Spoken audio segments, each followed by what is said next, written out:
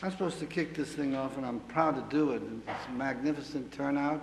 It's clearly a indication of our growing strength. We've had a good run. We started 20 years ago, PNHP, Physicians for National Health Program, but really the most significant history is the last 6 months at the most. As you know, we suffered from the worst possible political fate of being considered not important enough to be in the debate. We endlessly got tired of the monotonous, you're really very good, you're right, but it ain't going to happen, so goodbye. Well, it was changed by a very American activity on the part of our members in the Eastern Seaboard, the ones who lobbied the Congress regularly. We just couldn't even get in the door with the celebrated Max Baucus. And he said this, and just tells you how we've degenerated in our democratic norms. He said that everything's on the table except single payer. That's kind of stupid. If I were advising him, and I assure you I would never advise him, I'd say, Max, you got it wrong. You give them the 10 minutes of testimony, thank them heartily, and get on with your sellout. But he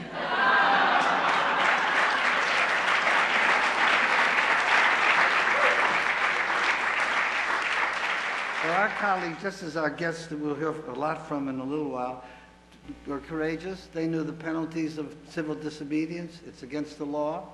You pay a price. You can pay a big price.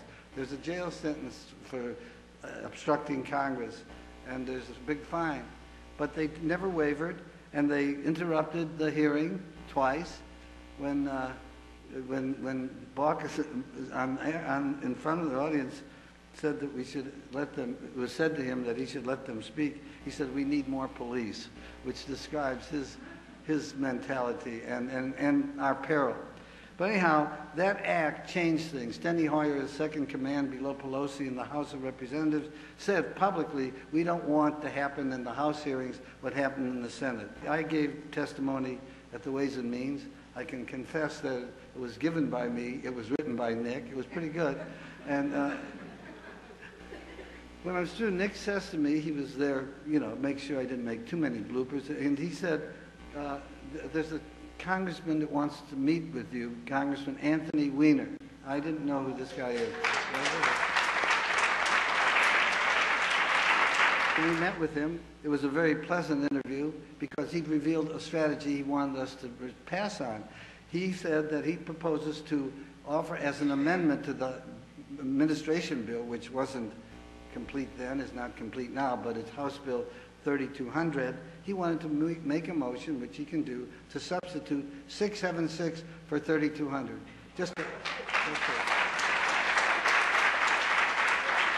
So, how did we feel about it? We felt great. We tell him we've been waiting for that. And that is pretty good for an outfit and a cause that wasn't even allowed into the hearings a few short weeks before. And that's where we are right now. And that's our task among several that we have to concentrate on. I say time is on our side.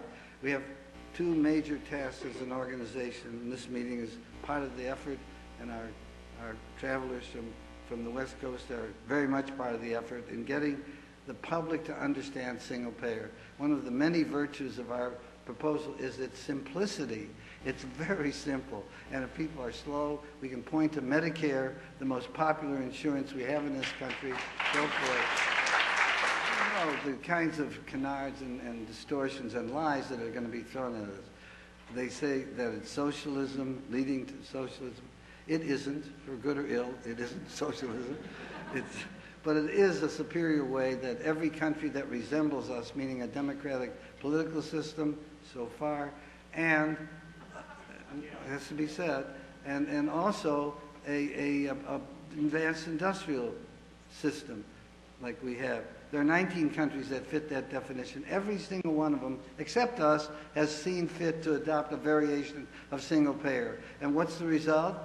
They spend half as much as we do or less per capita. They have much better outcomes, better longevity, better infant and maternal mortality figures, better prevention of the occurrence of preventable disease, vaccines, pap smears, and all the rest. All these countries are ahead of us. in the World Health Organization panoply, I got a hunch you guys know this, we're 37th behind Slovenia, ahead of Cuba. Those two countries spend about 1/20th that we spend per capita. I don't propose to give much more of a speech, but I just wanted to be sure that everybody in the room is on the same wavelength. We have a slogan that captures, I think, very much and very well our commitment. It's called "Everybody in, Nobody out." Can we do that now? Everybody in, nobody out. One more time. Everybody in, nobody out. Everybody in is a political statement, what we're all working for, single payer, everybody in, nobody out. But the nobody out is a moral statement, and every decent credo, whether it's religious or ethnic or whatever, every ethical posture says you are responsible one another for health care, that society has no integrity, no solidarity if illness is not protected by the group. That's self-evident. But that's singularly missing in the debate, the moral question. You have a huge task, everybody here. I know you've embraced it because you're here as part of your commitment, that we have to bring the American people back into the 21st century and let them understand that this is an opportunity that cannot be put off much longer. I mean it.